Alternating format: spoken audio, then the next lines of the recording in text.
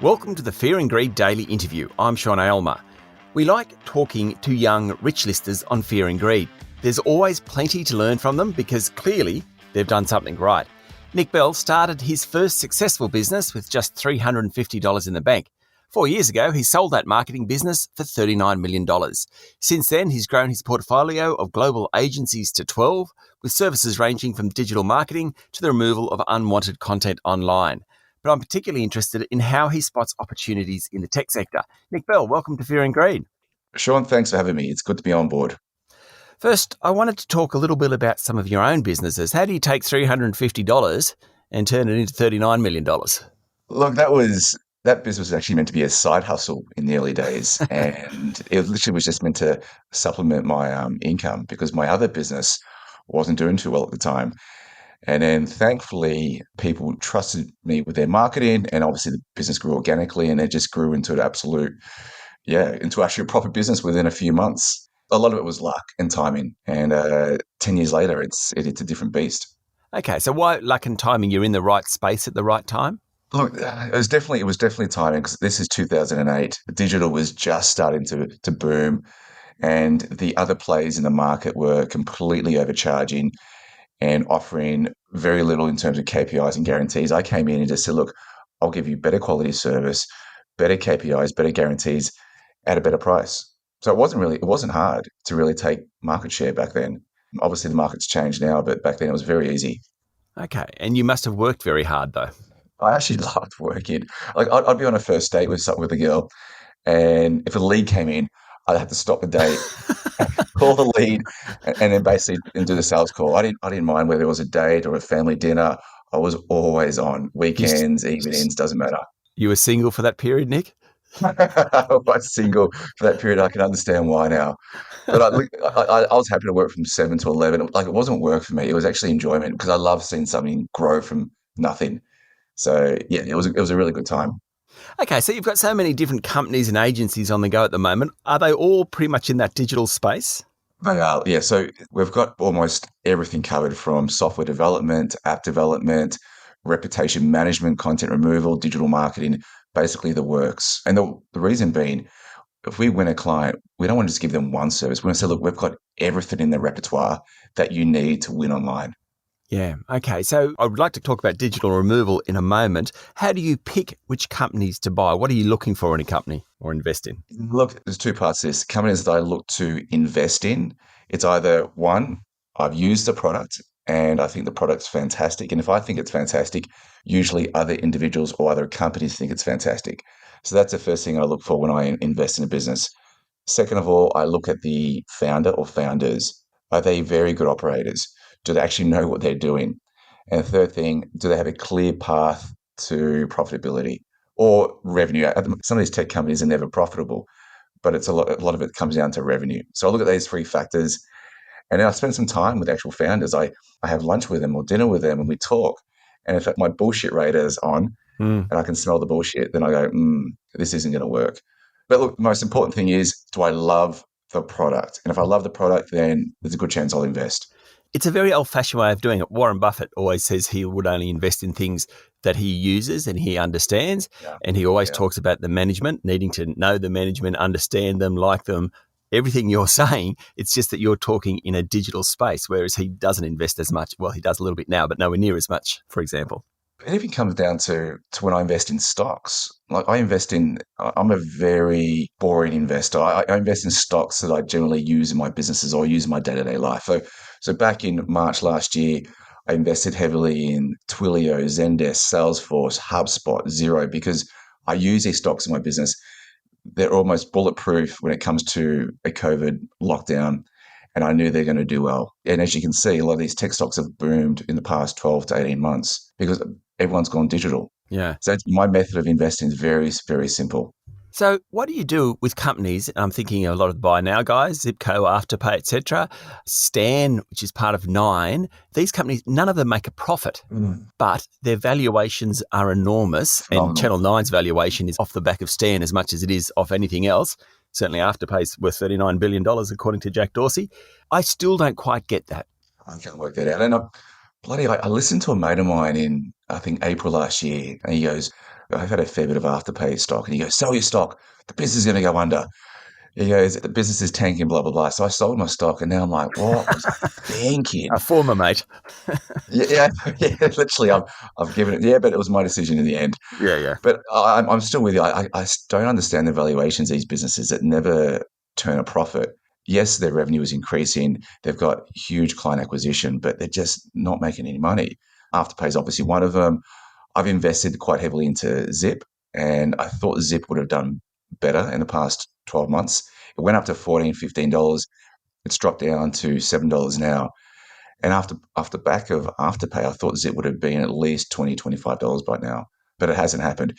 But like you, I still can't understand these valuations of $39 billion for a business that's not turning a profit. I mean, good on the owners. Yeah. Stay with me, Nick. We'll be back in a minute.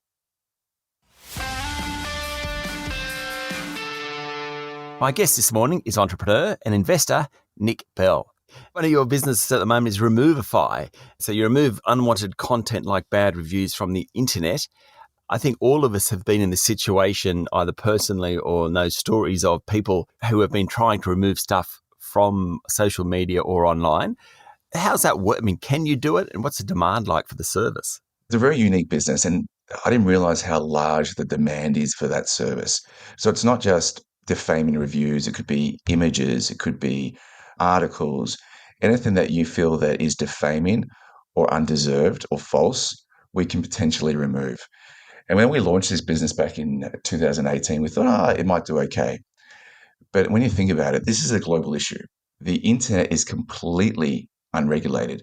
I could post anything about you tomorrow, whether it's true or false, doesn't matter. And I could do it I could be anonymous when I post it, but I could still post something about you. So how is that fair to individuals and businesses that receive negative, defaming content about them or their businesses that's completely false? So the business grew very, very quickly, but I wish we had a magic button that could just go boop Yeah. and delete the content. We don't have that. So what we do is we liaise with the publisher, being Google, Facebook, Yelp. We put an argument forward, basically saying why this content deserves to be removed. Now, we don't have a team of in-house lawyers writing content every single day. What we've done is actually built some pretty amazing software that basically constructs the argument for us. So we've done so many arguments now that it can actually see what works and what doesn't work, constructs the argument.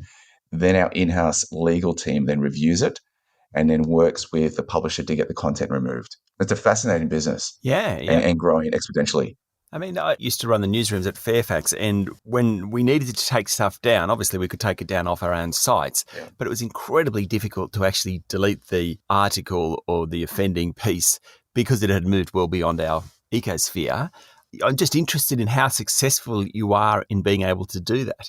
If it breaches the policies of the publisher, there's a very, very good chance we could remove it. Yeah. But if the article has fact in it and is truthful, it's very hard to remove. Yeah. But just say an article or a review says they're a bunch of scammers, they rip people off, but there's actually no evidence to support this. Yeah. There's a good chance that we can remove that.